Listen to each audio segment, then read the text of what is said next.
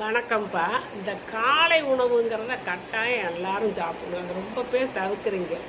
அப்படி தவிர்க்கிறதுனால என்ன ஆகுது, நம்மளுக்கு 10, 12 மணி நேரம் வெறும் வயிறாவே இருந்துட்டு காலையில் நம்ம எதுவும் சாப்பிடாம இருந்ததுன்னா கூடுதல் நேரம் எடுக்குது. அப்போ உடம்பு ஆற்றலை இழந்துருது, சக்தியை இழந்துருது. வயிறு அந்த வெறும் வயிறாக இருக்கிறதுனால அதில் ஆசிட் சுரந்து சுரந்து புண்ணாகி வயிற்று புண்ணு வருது, அல்சர் வருது. அப்புறம் வாய் துர்நாற்றம் அடிக்க ஆரம்பிக்குது. இதெல்லாம் இல்லாமல் இருக்கணும்னா காலையில் நல்ல சாப்பாடு, காய்கறிகள், கீரைகள், பழங்கள் என்னென்னா நீங்கள் சத்தான உணவுகள் சாப்பிட முடியுமோ, புரதச்சத்து உணவுகள் அதுவும் அதிகமாக எடுத்துக்கலாம். அப்படி எடுத்திங்கன்னா உங்களுக்கு அப்புறம் மத்தியான சாப்பாடு, நைட் சாப்பாடுலாம் அது அவ்வளவு லேஸ் பாஸாக கூட சாப்பிட்டுக்கலாம்.